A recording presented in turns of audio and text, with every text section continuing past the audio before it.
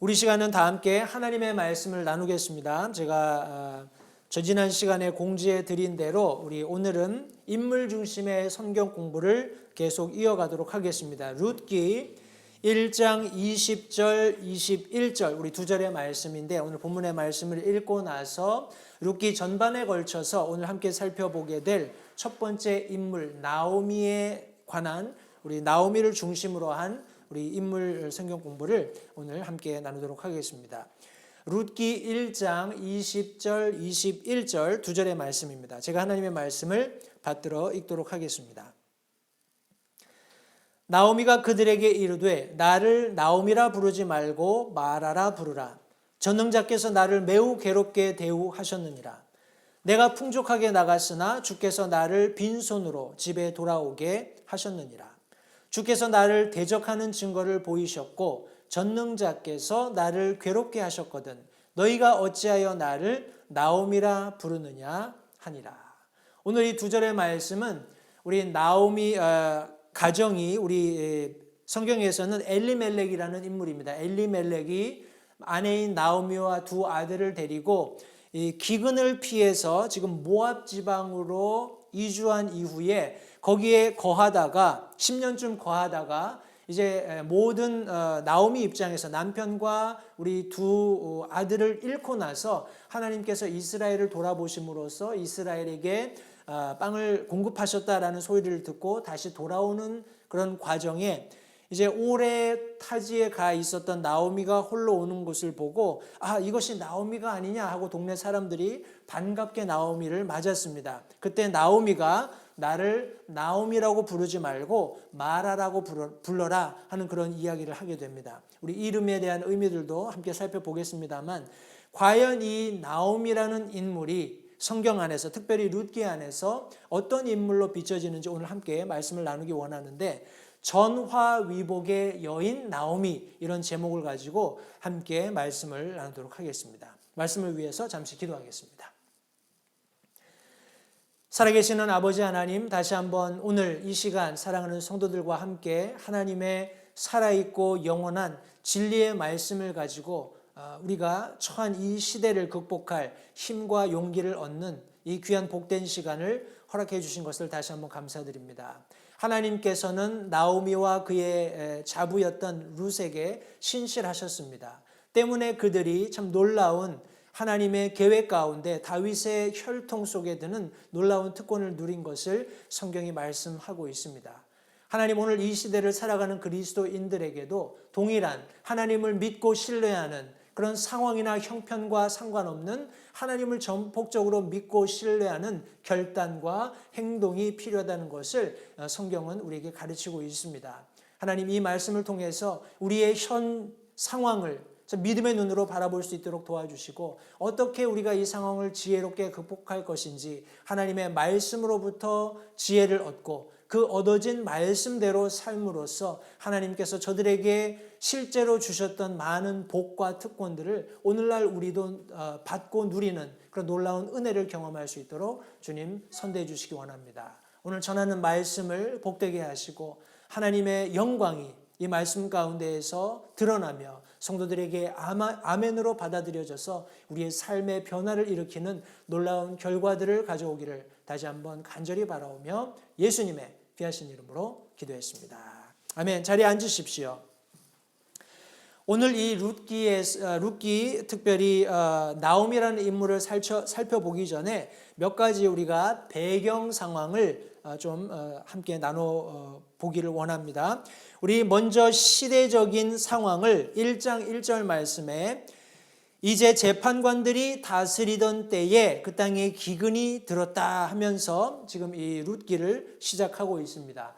우리가 앞서 살펴보았고 함께 공부했던 사사기의 연장선상에 있다고 생각하시면 될 것 같습니다. 사사들이 통치하던 그 시대에 일어났던 그런 사건이었고 우리가 사사기를 공부하면서 계속해서 강조했던 사사기의 어떻게 보면 중심적인 뭐라고 할까요? 시대 상황이 바로 사람들이 자기 의견에 옳은 대로 했다라는 그런 말씀을 제가 여러 번 강조해서 드린 바가 있습니다. 이 시대도 다르지 않았다고 생각을 하고, 특별히 한 인물, 우리 엘리멜렉이라는 인물이 자기 가족을 데리고 해외로 이주하는 그런 장면도 우리 계속해서 함께 살펴볼 수 있겠습니다. 여기 특별히 지역적으로는 베들레헴 유다의 서 일어난 일이라고 성경이 말씀하고 있습니다.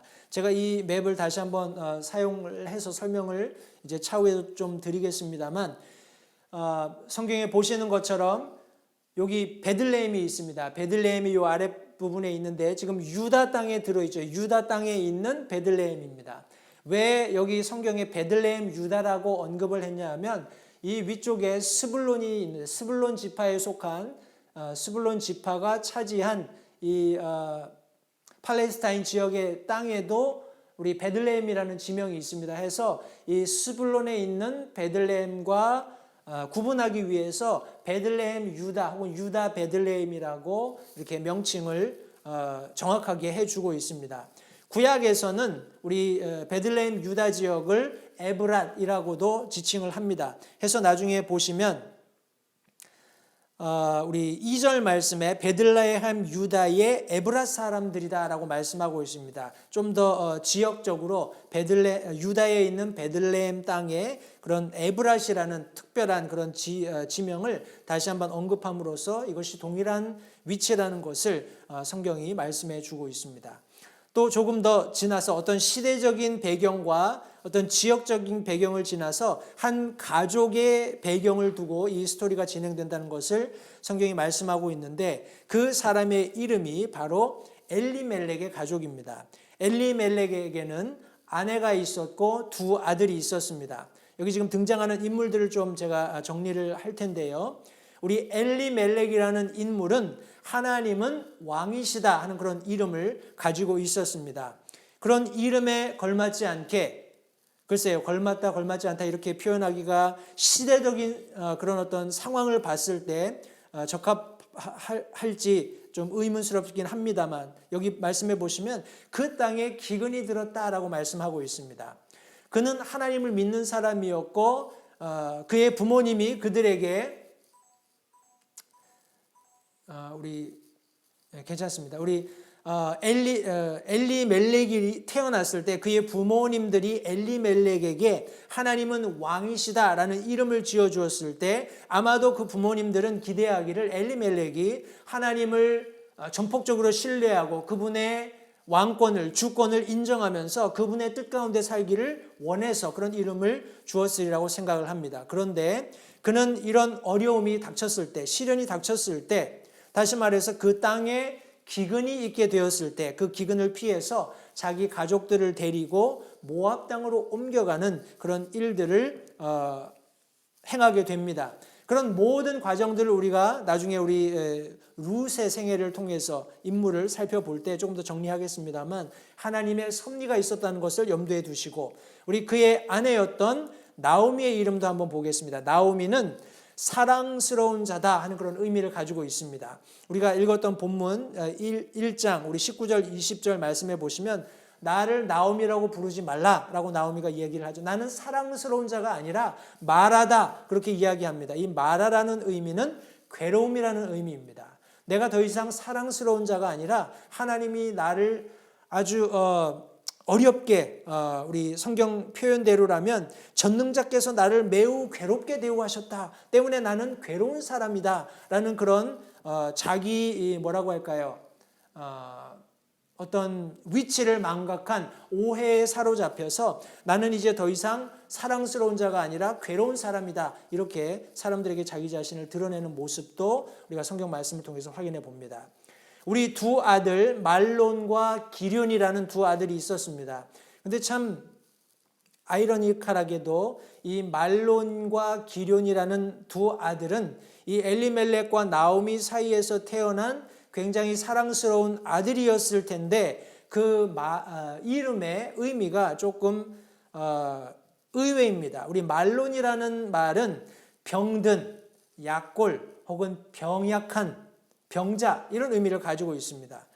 우리 아이를 낳았는데 아이가 약하다고 해서 무슨 너는 이제 이름이 약골이야, 너는 뭐 비실이야 이렇게 이름을 짓지 않잖아요. 그런데 지금 여기 엘리멜렉과 나오미는 말론에게 자기 아들에게 병들었다, 약자다, 병자다 이런 이름을 주었습니다. 참 아이러니하죠. 그리고 두 번째 아들이었던 기련이라는 아들에게도 그 기련이라는 이름은 허비한다, 낭비한다 이런 이름을 주었습니다. 참 이상하지만 성경이 이렇게 기록하고 있으니까 그런 근거를 바탕으로 해서 계속해서 우리 좀 말씀을 더 살펴보겠습니다. 이 두 아들에게 우리 모압 지방으로 옮겨간 이후에 이제 아내들이 생겼습니다. 우리 첫 번째 며느리가 오르바였습니다. 그리고 두 번째 며느리가 룻이었죠. 우리 오르바라는 이름은 목 뒤편, 젊음, 구름 이런 의미를 가지고 있습니다. 나중에 제가 조금 더 설명을 드리겠습니다만 우리 나오미가 이스라엘로 돌아가는 과정에 이 두 자부들을 자신들의 고향으로 돌려보내는 그런 장면이 나오죠. 첫 번째 그런 권면에서 이 두 자부가 어머님을 따르기로 하고 함께 가다가 다시 권면하는 과정에 오르바는 되돌아갑니다. 해서 구름처럼 자신의 젊음을 만끽하기 위해서 오르바는 떠났다. 뭐 이렇게 해석하는 분들도 계시고요. 우리 룻이라는 이름은 자손, 우정 이런 의미를 가지고 있습니다. 우리 나중에 우리 또 룻에 대한 인물 공부에서 살펴보겠습니다만 룻이 얼마나 강력하게 그리고 절대적으로 마음속 깊이로부터 어머님을 향한 또 어머님이 믿는 하나님을 향한 사랑을 표현했는가 하는 것이 우리 16절 17절 말씀에 기록되어 있는데 거기서 그녀가 표현해주고 있는 그런 어떤 속내가 바로 그녀의 이름을 묘사해주고 있다고 생각을 합니다. 자손, 우정 이런 인물들을 중심으로 해서 우리가 함께 성경 말씀을 좀 살펴볼 텐데 왜 성경은 우리 나오미라는 인물에 대해서 전화위복의 여인이라고 설명을 하는지 오늘 세 가지 큰 주제를 가지고 함께 설명을 성도님들과 함께 나누도록 하겠습니다.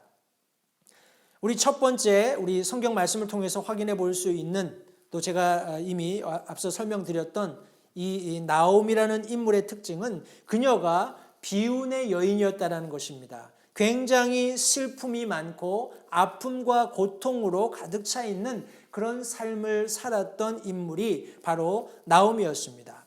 여기 성경 말씀에 의하면 남편과 두 아들을 잃게 되었다라고 말씀하고 있습니다. 여기 3절 말씀해 보시면 룻기 1장 3절입니다. 나오미의 남편 엘리멜렉이 죽고 나오미와 그녀의 두 아들이 남았더라 하면서 4절에 그들이 모압 여인들 중에서 아내를 취하였더니 하나의 이름은 오르바요 다른 하나의 이름은 룻이더라. 그들이 거기서 10년쯤 거하였을 때에 말론과 기련 두 사람도 다 죽고 그 여인은 자기의 두 아들과 남편의 뒤에 남았더라라고 말씀하고 있습니다.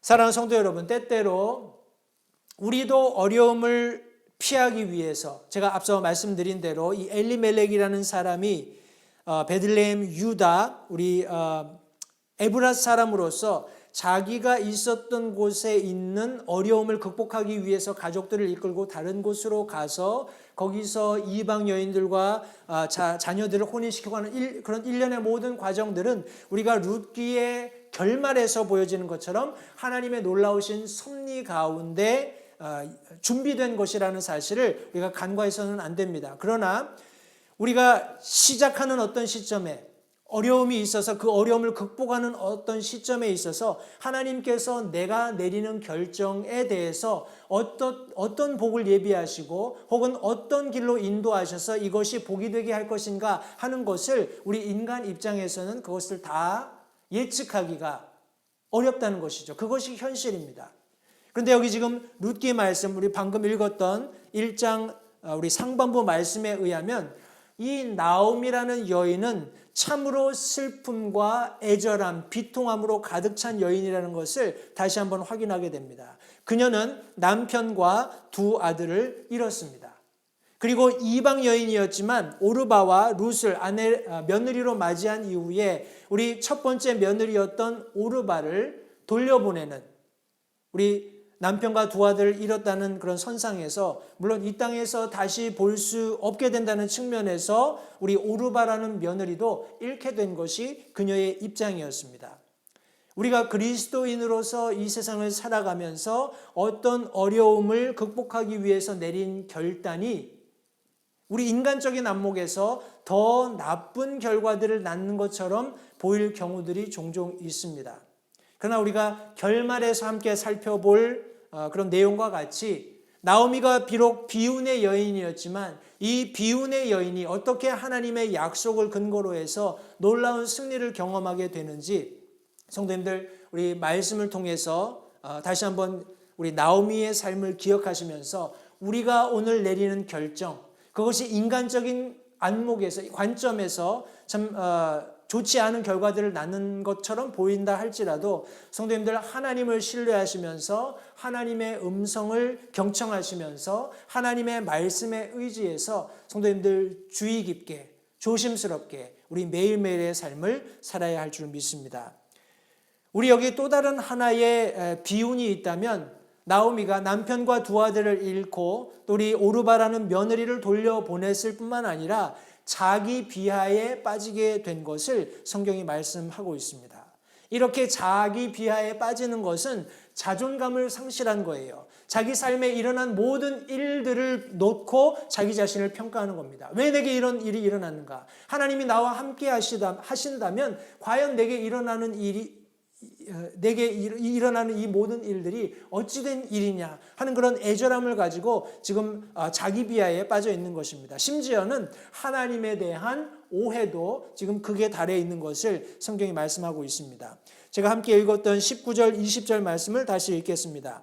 우리 룻기 1장 19절 20절 말씀해 보시면 20절 21절입니다. 나오미가 그들에게 이르되 나를 나오미라 부르지 말고 마라라 부르라. 전능자께서 나를 매우 괴롭게 대우하셨느니라. 내가 풍족하게 나갔으나 주께서 나를 빈손으로 집에 돌아오게 하셨느니라. 주께서 나를 대적하는 증거를 보이셨고 전능자께서 나를 괴롭게 하셨거늘 너희가 어찌하여 나를 나오미라 부르느냐 하니라. 성도님들, 이 두 절의 말씀 속에서 나오미가 얼마나 자기 자존감을 상실하고 있는지, 또 하나님에 대해서 얼마나 큰 오해를 가지고 있는지를 우리가 엿볼 수 있습니다. 때때로 우리 삶에서도 우리가 내린 결정 때문에 그 결정이 더 나쁜 결과를 만드는 것 같기 때문에 우리 스스로 우리 자신을 비하하는, 자존감을 상실하는 그런 일들이 있을 수 있습니다. 그러나 다시 한번 성도님들, 하나님께서 우리 삶 가운데 동행해 주고 계시고 하나님께서 우리에게 말씀하신 대로 우리의 삶을 살아갈 때 그런 상황이나 형편과 상관없이 하나님이 다시금 우리를 들어 올리신다는, 우리를 일으켜 세우신다는, 우리와 함께 하신다는 그런 진리의 말씀의 근거로 힘을 내시고 다시금 주님께로 돌이키는 그런 귀한 결과들이 있으시기를 간절히 바랍니다. 여기 나오미는 전화위복의 여인이 되기 위해서 우리 배경에서 살펴보는 것처럼 비운의 여인이었지만은 그녀가 굉장히 지혜로운 여인이었던 것을 성경은 말씀하고 있습니다. 우리 지식과 지혜는 분명한 차이가 있습니다. 우리 지식이라고 하면은 여러분 여러 가지 정보들을 통해서 우리가 얻게 되는 그런 어떤 지식들을 이야기할 겁니다. 그런데 이 지혜라는 것은 이 지식을 얼마나 실제적으로 내 삶에 유익이 되도록 사용하느냐 하는 그런 어떤 것을 이야기할 때 우리 지혜라고 얘기하죠. 따라서 지식이 아무리 많아도 지혜가 없을 수 있다는 거예요. 역으로 지혜가 부족해도 지식이 부족해도 지혜로울 수 있다는 것입니다. 해서 우리가 연세 드신 분들을 공경하고 그분들이 하는 말과 행동을 유심히 살펴보고 경청하는 이유는 그분들이 비록 지식은 없을지라도 세상적인 그런 학문을 습득할 수 있는 기회나 능력은 부족할지라도 실제적으로 그분들이 살아온 삶을 통해서 가진 경험들이 많기 때문에 그 경험들을 가지고 자기의 삶을 운영해가는, 컨덕트하는 그런 과정들에 많은 지혜가 있기 때문에 우리가 그렇게 하는 것입니다. 나오미도 나이가 들어서 이제 자신의 남편과 아들 둘을 뒤로 하고 우리 자부 하나를 본국으로 돌려보내고 며느리였던 룻과 함께 이제 본국으로 돌아와서 그녀의 삶을, 어려운 삶을 꾸려나가야 하는 그런 과정 가운데 그녀가 지혜롭게 행동한 것을 성경이 말씀하고 있습니다. 여기 말씀에 의하면 굉장히 섬세하고 세밀한 관심으로 그의 자부였던 룻을 돌보고 있는 것을 성경이 말씀하고 있습니다. 여기 지금 추가적으로 우리 나오미와 룻이 모압 지방에서 이스라엘로 돌아왔을 때 우리 22절 1장 마지막 절 말씀은 그들이 보리 수확할 즈음에 베들레헴에 도착하게 된 것을 성경이 말씀하고 있습니다. 우리 2장으로 넘어가서 우리 2절 말씀에 모압 여인 룻이 나오미에게 이르되 이제 내가 밭에 가도록 허락하소서. 내가 누구의 눈앞에서 은혜를 입으면 그를 따라가며 이삭을 줍겠나이다 하니 나오미가 그녀에게 이르되 내 딸아 갈지어다 하매 해서 이제 나오미가 룻을 가게 하고 룻이 우리 1절 말씀에 등장하는 2장 1절 말씀에 등장하는 우리 남편 엘리멜렉의 가족에 속한 친족 가운데 부유하고 강력한 사람이었던 우리 보아스에게 속한 밭에 가서 이제 이삭을 줍는 그런 과정들을 쭉 설명하고 있습니다. 우리 3절, 4절 계속해서 말씀해 보시면 우연히, 때마침 이런 표현들이 나옵니다. 우리 5절 말씀에서도 그때에 이런 인간적인 관점에서 봤을 때는 어찌어찌 하다 보니까 우리 룻이 보아스의 밭에 가게 되고 어찌하다 보니까 보아스가 또 때마침 베들레헴에 와서 이제 자신의 일꾼들이 이렇게 수확하는 장면들을 보게 되고 뭐 이런 일련의 과정들이 지금 계속해서 성경의 말씀에 기록되어 있습니다. 제가 앞서 말씀드린 것처럼 우리 엘리멜렉이라는 사람이 자신의 가족들을 이끌고 기근을 피해서 모압 땅으로 간 것, 거기서 두 자부를 얻었지만 한 자부를 돌려보내고 룻과 함께 나오미가 이스라엘로 돌아오게 된 것, 그리고 룻이 어머니를 공경하기 위해서 자기가 나가서 밭에서 자원해서 이삭을 주겠다라고 이야기했을 때 그녀가 보아스라는 사람의 밭에 이르러서 수확하게 된 모든 일련의 과정들을 두고 볼 때 이것은 전적으로 하나님의 섭리이며 하나님의 뜻이 그 가운데 있었다는 것을 다시 한번 성도님들 기억하시기 바랍니다. 그런데 이런 모든 일련의 과정들 속에서 특별히 우리 나오미가 룻과 자부와 함께 이스라엘에 돌아와서 보리 수확할 즈음이 되었을 때 둘의 생계를 유지하기 위해서 나오미가 나가서 일을 할 수 없는 상황이었기 때문에 우리 자부였던 룻이 자원해서 그렇게 하겠다고 이야기를 하고 이제 허용하는 그런 모든 과정 가운데 여러분 말씀을 쭉 읽어보시면 특별히 2장, 3장 이 두 말씀을 통해서 룻이 밭에 나가서 어떤 일이 있었는지 자기 시어머니에게 알려주고 또 시어머니였던 나오미가 룻에게 충고해주는 그런 모든 말씀들을 볼 때 우리 나오미가 얼마나 세밀한 관심을 가지고 룻을 돌보고 있었는지를 우리 이해할 수 있습니다. 물론 이 룻기라는 책 안에서 우리 나오미는 성령을 묘사하고 있습니다. 성령 하나님을 예표로 보여주고 있습니다. 그리스도인들이 부지런히 자신이 처한 역경과 그런 어려움을 극복하기 위해서 부지런히 노력할 때 하나님께서 놀라운 일들을 예비해 주시고 그런 예비된 일들을 성령을 통해서 우리에게 가르쳐 주신다는 그런 어떤 큰 맥락에서 우리 나오미는 자신의 인생의 경륜의 경험을 가지고 그 지혜로서 세밀하게 지금 자신의 자부였던 룻을 돌보는 것을 여기 지금 설명해 주고 있습니다. 또한 나오미는 자신이 처한 상황 그리고 자신과 자신의 자부였던 룻이 처한 상황 속에서 최선의 권면을 해주는 것을 성경이 기록하고 있습니다. 여기 지금 말씀해 보시면 여기 지금 특별히 2장 마지막 절 22절 말씀해 보시면 나오미가 자기 며느리 룻에게 이르되 내 딸아 네가 그의 소녀들과 함께 나감으로써 그들이 다른 밭에서 너를 만나지 아니하는 것이 좋으니라 하니 이에 룻이 보아스의 소녀들 옆에 바싹 붙어 있으며 보리 수확과 밀 수확을 끝마치기까지 이삭을 줍고 자기 시어머니와 함께 거했다라고 성경에 기록하고 있습니다. 룻이 나가서 열심히 보아스의 밭에서 이삭을 주울 때 보아스로부터 큰 은혜를 받게 되었습니다. 다른 밭에 가지 말고 우리 여기 내 밭에서 네가 보리를 열심히 줍고 네 시어머니를 공경해라. 내가 너에 대한 좋은 그런 간증을 들었다라고 우리 2장 6절 7절에 여기 성경에 기록해 놓았습니다. 그리고 보아스는 그와 별도로 자신의 밭에서 일하는 아이들에게 그녀 앞서가면서 조금씩 곡식을 떨어뜨려 놓아서 우리 룻이 충분히 이삭을 줄 수 있도록 하라고 이런 어떤 특별한 은혜도 베푸는 것을 볼 수 있습니다. 이런 모든 사건들을 경험한 룻이 자기에게 일어난 모든 일을 자기 시어머니였던 나오미에게 말했을 때 그런 되어지는 상황 속에서 무엇이 룻에게 최선인가 하는 것을 지금 나오미는 알고 지금 룻에게 권면을 해주고 있는 내용을 성경이 말씀하고 있는 것입니다.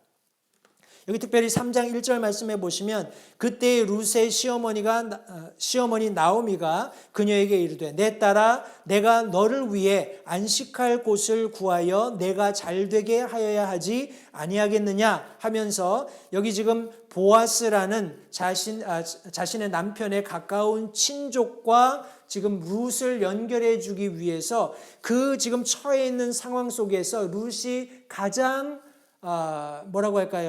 최선으로 누릴 수 있는 그런 상황이 되게끔 그런 지혜를 권면의 말을 그녀에게 해주고 있는 것을 지금 볼 수 있습니다. 우리 이런 일련의 과정 속에서 룻을 위해서 최선의 방법을 제시해주고 있는데 여기 지금 나중에 말씀해 보시면 특별히 18절 말씀입니다. 우리 3장 18절 말씀해 보시면 이에 시어머니가 이르되 내 딸아 이 일이 어떻게 됐는지 네가 알 때까지 가만히 앉아 있으라. 그 사람이 이날 그 일을 끝마치기 전에는 안식하지 아니하리라. 지금 여기 타작 마당에서 큰 잔치를 하고 이제 누워 있는 우리 보아스의 발치로 들어가서 이불을 덮고 하는 그런 일련의 과정들을 통해서 이제 보아스와 룻이 실제적으로 어떤 혼인할 수 있는 그런 계기를 마련해 주려고 하는 나오미의 그런 어떤 권면의 말씀이 앞서 기록되어 있습니다. 그런데 여기 13절 말씀해 보시면 우리 보아스가 이 밤은 여기서 머무르라. 아침에 그가 친족의 의무를 내게 행하려 하면 좋은 일이니 그가 친족의 의무를 행하려니와 만일 그가 내게 친족의 의무를 행하려 하지 아니하면 주께서 살아계심을 두고 맹세하노니 내가 내게 친족의 의무를 행하리라 하고 우리 룻을 어떤 측면에서는 보호해주는 보아스의 그런 행동을 엿볼 수 있습니다. 이런 모든 대화를 가지고 룻이 돌아와서 시어머니에게 얘기했을 때 시어머니는 그렇게 하면 즉시 보아스가 룻을 데리고 가서 자기 아내로 삼을 수 있지 않을까 아마 그렇게 생각했을지 모릅니다. 그러나 보아스의 입장에서는 자기보다 더 가까운 엘리멜렉과 더 가까운 친족이 있기 때문에 그 친족에게 우선권이 있다는 것을 알고 있어서 지금 룻에게 그것을 설명해 주고 있는 겁니다.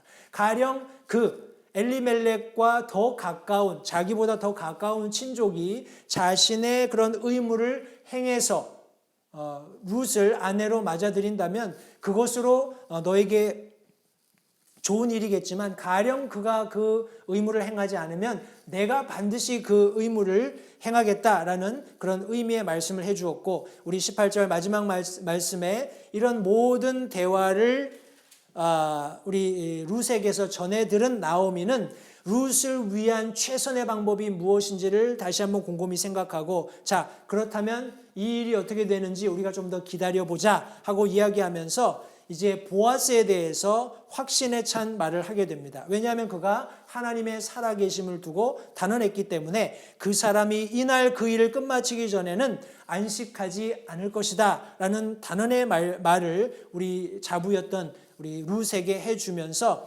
지혜로운 그런 시부모로서의 그런 최선을 다하고 있는 것을 성경이 말씀하고 있는 것입니다.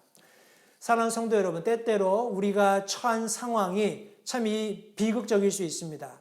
참 일이 잘 안 풀리고 되어지는 상황이 무엇인가 결정하고 해도 잘 안 되는 것처럼 보여질 수 있어요. 그러나 우리가 잊지 말아야 할 것은 우리에게 하나님은 늘 최선을 주기 원하신다는 것입니다. 그리고 그 최선은 하나님의 말씀 속에서 발견되는 것입니다. 성도님들, 우리가 어려운 상황에 처했을 때 많은 사람들이 이렇게 하면 유익합니다, 저렇게 하면 유익합니다 하고 여러 가지 충고나 조언을 해줄 수 있습니다. 그러나 하나님의 말씀을 벗어난 하나님 말씀 밖에서 제시된 어떤 충고나 권면도 여러분들의 상황을 더 낫게 만들 수 없다는 것을 성도님들 먼저 이해하시고 동의하시기 바랍니다. 그것이 지혜입니다. 지혜는 하나님의 말씀으로부터 온다는 사실을 성도님들 기억하시기 바랍니다. 우리 잠언 말씀을 계속해서 성도님들 묵상하시다 보시면 우리 왕이었던 다윗과 솔로몬도 계속해서 자기 자녀들에게 지혜의 말에 귀를 기울여라, 지혜를 경청해라 하는 권면의 말씀을 해주는 것을 우리 자주 발견하시게 될 것입니다. 그 지혜는 곧 하나님의 말씀 가운데 있는 것입니다. 하나님의 말씀께서 우리에게 관심을 가지고 계세요. 우리에게 최선을 권면해 주고 계십니다. 우리를 위한 최선의 방법을 제시하고 계신다는 사실을 성도님들 기억하시면서 우리가 살아가는 모든 인생의 과정 가운데 무슨 일인가 잘 되지 않는 것처럼 보인다 할지라도 우리가 내린 결정이 이것이 더 악화되어 가는 것 같다라는 생각이 심지어 들 때라도 하나님의 말씀을 신뢰하시고 하나님의 말씀으로 되돌아가시고 하나님의 말씀의 가르침대로 살면서 나오미가 누렸던 놀라운 승리를 경험할 수 있게 되기 바랍니다. 나오미는 전화위복의 여인이었습니다. 그녀는 비운의 여인이었지만 하나님께서 주시는 지혜로 말미암아서 결국 승리를 경험하게 된 것을 성경은 말씀하고 있습니다. 성도님들, 우리가 아는 것처럼 그녀가 승리를 경험하기 위해서는 보아스의 결단이 있어야 했습니다. 보아스는 앞서 우리가 살펴보았던 3장 13절 말씀을 통해서 주께서 살아계심을 두고 맹세하노니 내가 내게 친족의 의무를 행하리라 라고 단언했습니다. 그는 결단했고 이 결단을 나오미와 룻이 수용한 겁니다. 18절 말씀에 그 사람이 이날 그 일을 끝마치기 전에는 안식하지 아니하리라. 그가 어떤 말을 하겠다고 확증했을 때 그것을 나오미와 룻이 믿었다는 겁니다. 그걸로 끝난 것이 아니라 우리 4장 말씀에 보시면 이제 부지런히 그 일을 성취하기 위해서 일하고 있는 보아스의 모습이 보여집니다. 여기 말씀해 보시면 그때 보아스가 성문에 올라가서 거기에 앉았는데 보라, 보아스가 말하던 친족이, 다시 말해서 엘리멜렉과 더 가까운 우선순위가 있는 그런 친족의 의무를 수행할 사람이 지나가는 것을 보았습니다. 해서 보아스가 어이 아무개여 돌이켜 이리로 와서 앉으라 하니 그가 돌이켜 앉음에 이제 보아스가 설명을 합니다. 도시의 장로 10명을 데려다가 이제 증인을 삼는 겁니다. 우리 3절 말씀에 친족에게 이르되 모압 지방에서 돌아온 나오미가 우리 형제 엘리멜렉의 땅을 팔므로 내가 내 백성의 장로들 앞과 거주민들 앞에서 그것을 사라고 말하여 내게 알려주려고 생각하였노라. 네가 그것을 물으려면 물으려니와 네가 물으지 아니하려거든 내게 고해서 내가 그것을 알게 하라. 너 외에는 그것을 물을 자가 없으며 너 다음은 나니라 하매 그가 이르되 내가 그것을 물으리라. 다시 말해서 이제 토지가 있어서 그 토지를 이제 돈 주고 자기가 그 권위를 행사하게 하겠느냐라는 질문에 대해서 그 사람이 여기 지금 이름은 언급되어 있지 않지만 그 사람이 내가 그것을 물으겠다라고 얘기합니다. 그때 보아스가 이렇게 얘기합니다. 네가 나오미의 손에서 그 밭을 사는 날에는 죽은 자의 아내인 모압 여인 룻에게서도 반드시 그것을 사서 그 죽은 자의 상속 재산을 위해서 그의 이름을 일으켜 세워야 할지니라 라고 이야기합니다. 1년에 리스크가 있다는 것을 지금 설명해 주고 있는 겁니다. 네가 나오미의 남편이었던 엘리멜렉의 토지를 토지를 매입하는 그런 과정 속에서 우리 엘리멜렉이 모압 지방에서 잡으로 맞아들인 룻에게서도 그것을 사고 또 룻에게서도 후사가 있게 해서 죽은 자의 상속 재산을 위해서 그의 이름을 일으켜 세워야 한다. 다시 말해서 이제 모압 여인 룻을 아내로 맞이해야 된다. 이런 설명을 지금 여기 해주고 있는 겁니다. 그런데 6절에 그 친족이 뭐라고 얘기하냐면 보아스보다 우선순위가 있는 그런 친족의 의무를 행할 수 있는 사람이 뭐라고 얘기하냐면 나는 내 상속 재산에 손해가 있을까 염려해서 나를 위해 그것을 물을 수 없으니 나의 물을 권리를 네가 가져라 이렇게 이야기를 합니다. 해서 여기 지금 7절 말씀에 그렇게 하는 어떤 전통이 있었던 것을 설명하고 있는데 예전에 이스라엘에서는 무르거나 교환하는 일에서 모든 것을 확정하기 위해서 사람이 자기 신을 벗어 자기 이웃에게 주는 관습이 있었더라. 이것이 이스라엘에서 증거가 되었다 설명하면서 여기 그 친족이 보아스에게 네가 너를 위해 그것을 사라 하고 자기 신을 벗어서 이제 보아스에게 던지는 그런 장면을 설명해 놓았습니다. 해서 엘리멜렉보다 더 그런 친족의 의무를 행할 그런 우선순위가 있는 사람이 그 권리를 포기를 한 겁니다. 해서 이제 보아스에게 그 권리가 넘어온 거예요. 보아스가 그 권리를 가지고 있다는 것을 이미 알았고 자기가 그것을 행하겠다고 약속했기 때문에 우리 룻과 시어머니 나오미는 그 말을 믿고 기다리고 있을 때 실제적으로 보아스가 자신의 결단을 지금 행동으로 보여주고 있는 겁니다. 이런 행동하는 보아스, 다시 말해서 제가 말씀드린 대로 우리 어떤 타이폴로지, 모형론을 얘기할 때 지금 보아스는 예수 그리스도를 예표하고 있습니다. 예수 그리스도께서 하나님의 계획에 의해서 이 땅에 오시고 자신의 보혈을 흘려서 인류를 구원하겠다는, 죄를 대속하시겠다는 약속을 하셨을 때 우리 성경 말씀에서처럼 그렇게 하지 않으셔도 얼마든지 됐을 그런 상황이었습니다. 그러나 예수님께서는, 하나님이신 예수님께서는 그분의 말씀을 실행하심으로써 모든 믿는 자들을 구원하는 놀라운 구원의 문을 활짝 열어놓으셨습니다. 왜냐하면 그렇게 하지 않고는 인간이 죄에서 자유함을 얻을 수 있는 어떤 방법도 없었기 때문에 그렇습니다. 보아스의 결단은 그것을 실행하는 그의 실천으로 이어졌습니다. 이런 일련의 과정들을 통해서 백성들이 우리 나오미를 또 룻을 축복하는 결과를 얻게 된 것을 성경이 말씀하고 있습니다. 여기 보십시오. 계속해서 우리 9절부터 말씀해 보시면 보아스가 장로들과 온 백성에게 이르되 내가 엘리멜렉과 기럨과 말론에게서 있던 모든 것을 나오미의 손에서 산 일에 관해서 너희가 이날 증인이 되었고 또 내가 말론의 아내 모압 여인 룻을 사서 내 아내로 삼고 그 죽은 자의 상속 재산을 위하여 그의 이름을 일으켜 세워 죽은 자의 이름이 그의 형제들 가운데서와 그의 처소의 성문에서 끊어지지 않게 하였으니 너희가 이날 증인이 되었느니라 하매 우리 11절 말씀해 보시면 성문 안에 있던 온 백성과 장로들이 이르되 우리가 증인이 되었나니 주께서 내 집에 들어간 여인으로 하여금, 다시 말해서 지금 여기 룻을 얘기하는 것입니다. 룻으로 하여금 이스라엘의 집을 세운 라헬과 레아 두 사람 같게 하시기를 원하노라. 내가 에브라다에서 훌륭하게 행하고 베들레헴에서 유명하게 될지어다 하고 축복하는 장면이 있고 그 이후에 지금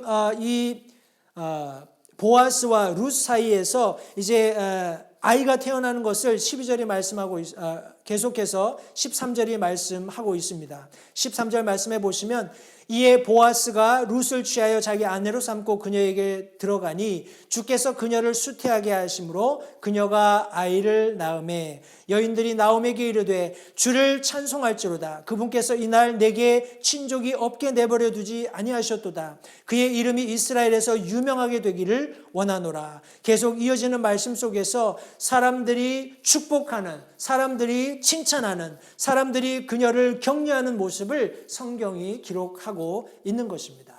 사랑하는 성도 여러분, 나오미가 비록 비운의 여인이었지만 그녀가 하나님을 믿고 신뢰하는 가운데 그녀의 삶에서 경험된 모든 지혜를 발휘해서 하나님의 최선, 하나님께서 있게 하신 그 상황에서 가장 좋은 것이 무엇인지를 생각하고 말하고 실천하고 행동하는 과정 속에서 하나님께서 놀라운 승리를 그녀의 삶에 가져다 주신 것을 잊지 마시기 바랍니다. 우리도 그와 같은 삶을 살아야 합니다. 우리 예수 그리스도께서 우리 말씀 속에서, 하나님의 말씀 속에서 우리에게 약속하신 모든 것들은 이미 결단한 것이고 그분께서 실행하신 것입니다. 그것을 믿고 신뢰할 때 하나님께서 예비하신 모든 축복들이 실제적으로 우리의 삶에 경험될 것입니다. 우리 결과적으로 우리 이 보아스와 룻 사이에서 태어난 이 아이를 우리 나오미가 안았을 때 많은 사람들이 이렇게 칭송했습니다. 우리 14절 말씀부터 보시면 여인들이 나오미에게 이르되 주를 찬송할지로다. 그분께서 이날 내게 친족이 없게 내버려 두지 아니하셨도다. 그의 이름이 이스라엘에서 유명하게 되기를 원하노라. 그가 내게 생명의 회복자가 되며 내 노년에 찬양할 자가 되리니 너를 사랑하며 내게 7 아들보다 더 나은 내 며느리가 그를 낳았도다 하고 칭찬하는 장면이 나옵니다. 16절 말씀에 나오미가 아기를 취하여 품에 안고 그의 보모가 되매 그녀의 이웃 여인들이 그 아이에게 이름을 주며 이르되 나오미에게 아들이 태어났다 하여 그의 이름을 오벳이라 하였더니 그는 다윗의 아버지인 이새의 아버지였더라. 성도님들, 이 놀라운 이방 여인을 통해서 하나님께서 다윗을 태어나게 할 혈통을 이어가시는 것을 성경이 말씀하고 있습니다. 이것은 우연이라고 하기에는 인간적인 관점에서 참 너무도 많은 우연, 너무도 많은 그런 뭐라고 하나요? 그냥 우연이 있었다라고 이야기할 수 있습니다.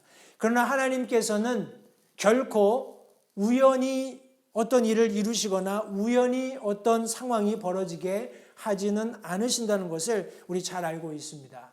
특별히 이런 상황, 우리 코로나 바이러스로 인해서 우리가 전혀 경험하거나 상상하지 못했던 일들이 지금 일어나고 있는 이런 상황 가운데에서도 우리가 생각하기에는 우리에게 어떻게 이런 고난이, 어려움이, 이런 비운이 있을 수 있냐라고 성도님들 생각하실지 모르겠습니다.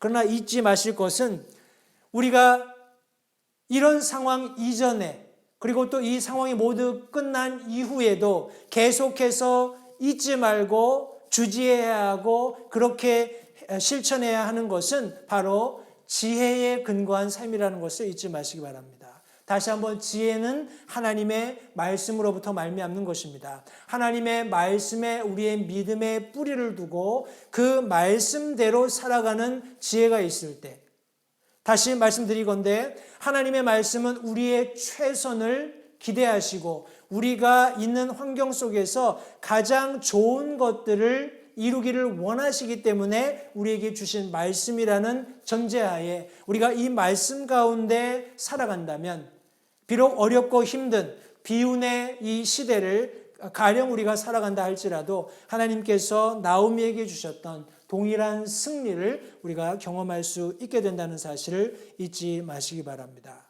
우리 삶에서 구원자 되시는 예수 그리스도께서 가장 높임을 받으시는 것이 바로 오늘날 우리가 사는 삶의 궁극적인 승리의 삶이라는 것을 성도님들 잊지 마시기 바랍니다. 파이낸스적으로 안정되는 것 필요합니다. 우리가 지금 런하고 있는 그런 비즈니스들이 잘 버텨줘서 이 상황이 끝나서 계속 이어질 수 있는 것, 그것도 어떤 의미에서는 우리가 기대하고 있는 바라고 생각을 합니다.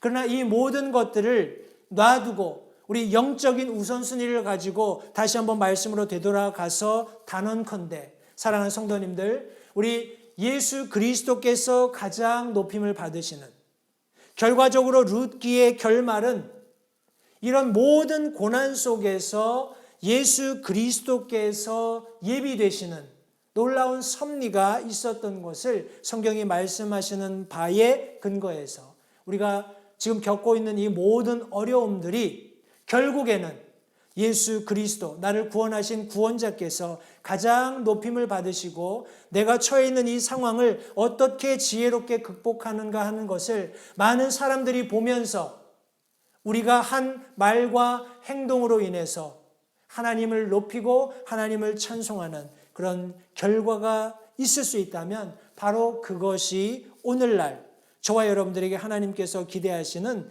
전화 위복이 되는 삶이라는 것을 기억하시면서 모두 성도님들 최종적인 승리, 우리 인간적인 유익이 아니라 나를 구원하신 하나님, 나를 구원하신 예수 그리스도께서 존귀케 되시는, 영광을 받으시는 그 결과들을 염두에 두시고 함께 믿음으로 이 상황을 지혜롭게 잘 극복해 가시는 우리 모든 LH 침례교회 성도님들이 되시기를 다시 한번 간절히 바랍니다.